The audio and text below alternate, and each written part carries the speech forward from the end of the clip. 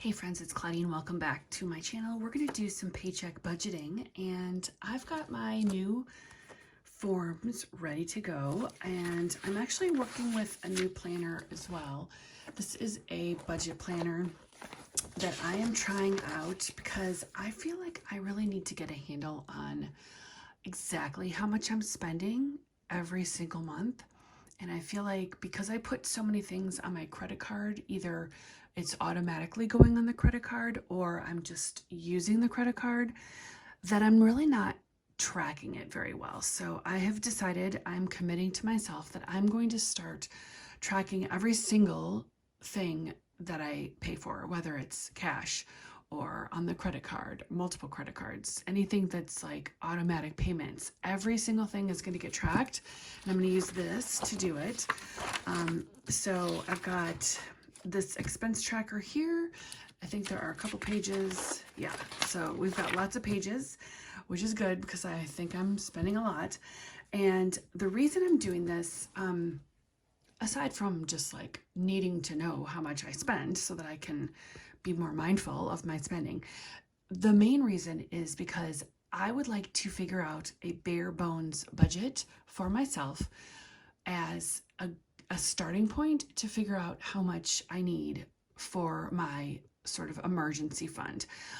What I have right now is definitely not enough, and I want to have probably 6 months of living expenses, but honestly, I'm not really even sure what that means. What is 1 month of living expenses? I don't know. I did the math on two different scenarios, and I got two different numbers that were both like about $1,000 off. So there might even be more things that I am missing or just not thinking about. So I feel like I'm doing really good budgeting day to day, week to week, month to month. But the big picture is what I'm focusing on this second half of the year, starting in June. So this is what we're doing, and I am really interested to hear how you guys do it. If you have savings set aside in either just like a savings or an emergency fund that you would use if you had no income to live off of, what would you do? Because while nobody wants that to happen, I feel like for me, I really want to be prepared in the event that, let's say, both my husband and I lost our jobs for some reason, or we both got really sick or whatever, and we had no income. How would we pay our bills? I don't know. That's terrifying. So I don't know why I'm thinking about this now, but I am, and it's time. So let's get into this as I kind of think about the rest of the end of May and going into June. Some of the things I'm going to be doing a little bit differently, and some things are going to be the same. So first, I did this the other day. I actually filmed it. I did not like it. I thought I would like this. Not a fan of this. Maybe if I decorated it a little bit with some stickers, I'd like it better. But I didn't like it. So I deleted the video because actually the video itself was like corrupt. And so there were all sorts of weird glitches and things. I had a really difficult time filming this weekend. So that's why you will not see this part, but you'll see the end result, which is right here. And this is my monthly view of when all of my bills are due for the most part. And so for example, here on the second, I have my Southwest card, but a lot of stuff goes on to my Southwest card just automatically. Like I have an electric bill that goes on. There's probably like a dozen things that just go, like the Spotify, the Netflix, the Apple storage or whatever. Lots of things like that are just going onto the card, and I allocate a certain amount to pay it off, but I'm really not, it's too vague, right? Okay, so back to this. I've got 2 paydays for myself in June. One is the 7th and one is the 21st. So I'm going to use that information. I'm going to set this aside and I'm going to put that on here. So this will be June 7, and this one will be June 21st, which is actually my daughter's birthday. So I like to take these and use the previous months as kind of a guide for what I'm doing. The May paychecks the end of May, paid for the early June bills. So this is how I do it, and it works out really well. So I don't usually have to feel like I'm scrambling to get the bills paid right as soon as the check comes into the bank. So I'm going to continue with that, and we will do, so let's see. So for this June, okay, so I have to switch over to this one, to the early. Okay, the Barclay card gets 300. Savings challenges get 50. Canva gets 10. Gutters get 15. Terminex gets 40. Spending gets 15. I might change that. I'm not really sure what I'm using this for. I think I'm just like spending it for stupid things. So I might need to change. I'm going to make a little star here to remind myself that I want to do something better with that.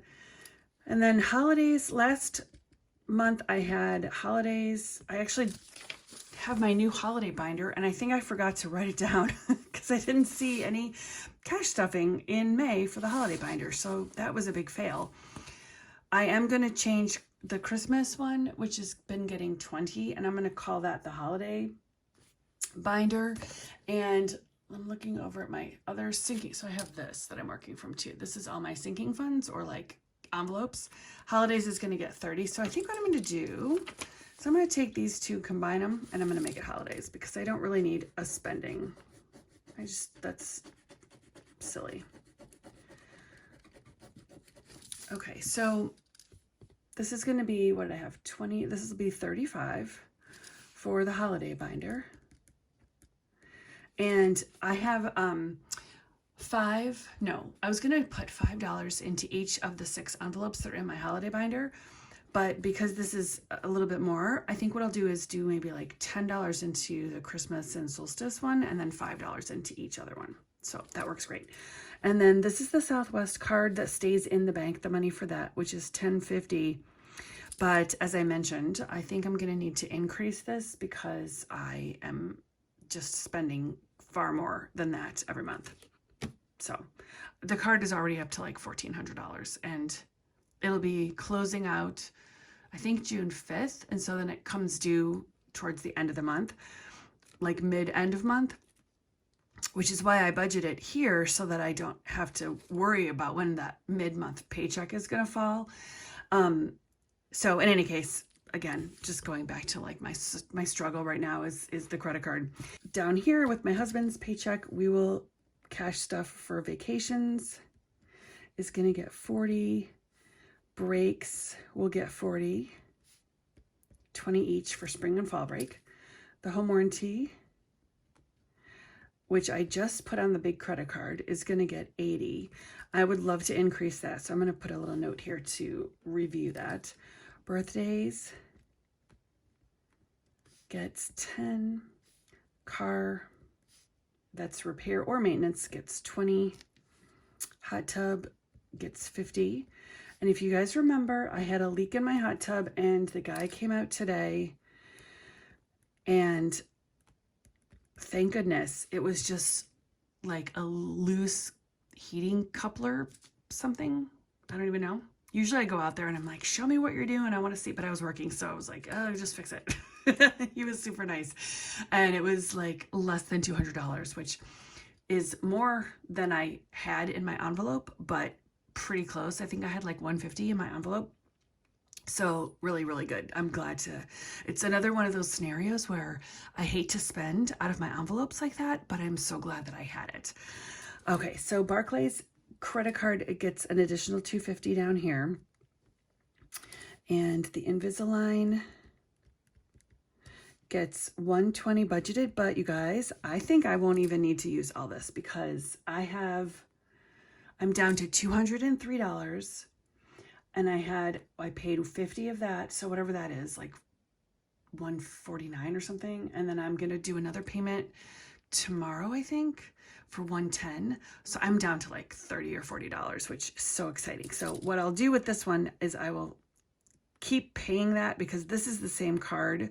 This is the Fidelity card, which is the one that I just put my home warranty on. So I'm going to continue to make these payments, but it will not be for the Invisalign. It will be for the home warranty.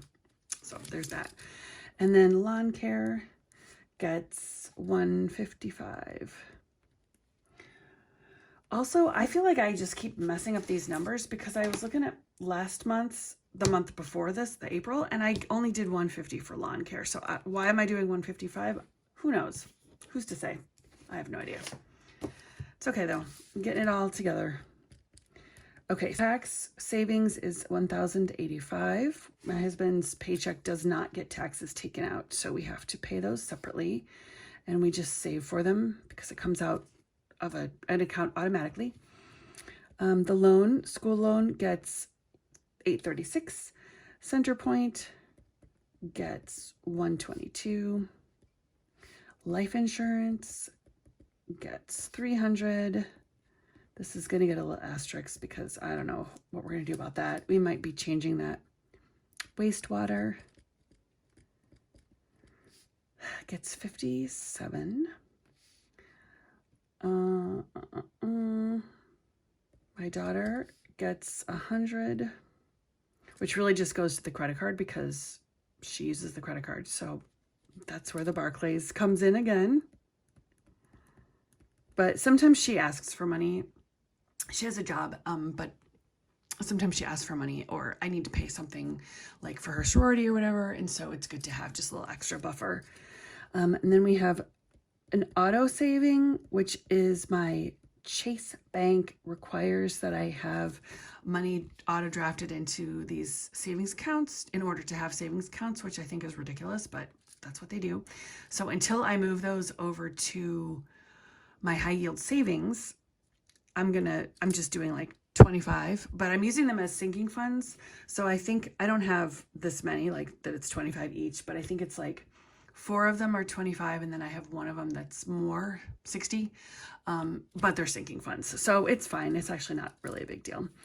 And then I did pay the lawn $45 last time, but I don't think I need to do that. So I'm going to keep that separate, and maybe I'll just put a little 45 here.